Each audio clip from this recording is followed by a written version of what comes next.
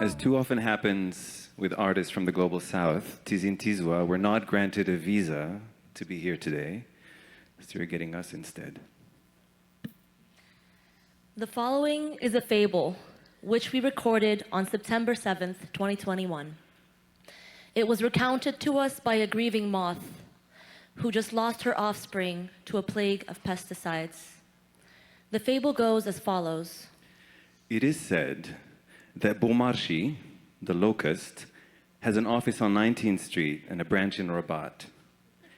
His 2,222 children are called experts. One day, a swarm of experts descended on Morocco's Atlas Mountains to bring microcredits, subsidies, and the sacred word of Bouhmouch. Plant apples, he ordained, pointing his free hand. For this land is most suitable, and great wealth they shall bring. And so, the peasants of the Atlas got to work. They pulled out the wheat. They pulled out the barley. They pulled out the alfalfa. They pulled out the almonds. They pulled out the peaches. They pulled out the figs. They pulled out the turnips. They pulled out the pomegranates. They pulled out the onions. They pulled out the walnuts. They pulled out until every valley was covered in nothing but apple trees. The peasants, now having nothing to eat but apples, looked up at the sky,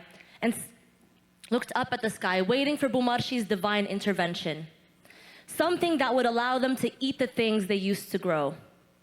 It was then that suddenly, a giant locust hand emerged from the sky and scattered investors across the mountains, each with crates of gold, a set of toy trucks, bottles of pesticides, and his own pointing finger with a tiny mouth that shouted loud orders. The pointing finger also had the power to transform the peasants who worked for themselves into proletarians who worked for others. In other words, the peasants no longer had to sing, to coordinate collective labor, nor to think and take decisions together, nor to be in solidarity with each other, nor to celebrate the harvest with one another. From then on, things became simpler. They would all do the same task over and over again, in silence. They would rent both their land and bodies to the investors, and in exchange, they would receive crumbs to buy crops they used to grow themselves. My story has come with the river and gone with the river. That's all I have to tell. As you may have guessed, we never spoke to a neo-Marxist moth on September 7th, 2021. Although coddling moths and their larvae do have their own ways of challenging liberal economics. It is true, however, that our practice often involves listening and learning from peasant communities in the Atlas Mountains, documenting oraliture like folktales, work songs, or ballads. Between a decade of fieldwork and our childhood memories, this process meant that we also had the chance to observe environmental and social changes over a relatively extended period of time. Valleys, which we would, for example, leave as biodiverse polycultures and come back to 3 years later to find expanding, export-oriented apple monocultures. We began to notice a correlation between the changing landscapes we were seeing and the popular art forms we were documenting. And started to wonder whether the less biodiverse a territory becomes, the less diverse its arts and culture. For example, while men began to migrate to look for work in factories and mines starting from the 1960s onwards, women continued to maintain small plots of polycultures. Eventually, within the same household, two classes developed along gendered lines. Women continued to belong to the peasantry, working their own land, while men became a part of the proletariat, working the land of others. This schism was reflected in artistic expressions. The same women who tended to a wide diversity of endemic crops also kept a diversity of poetry and music alive. Meanwhile, men's musical preferences became more uniform, and according to a centralization of culture shaped by the cultural markets of the metropolis. Today, as apple monocultures creep up the valleys and as more and more young women in the Atlas abandon their land to work for agro-businesses, we begin to see the loss of certain art forms amongst women too.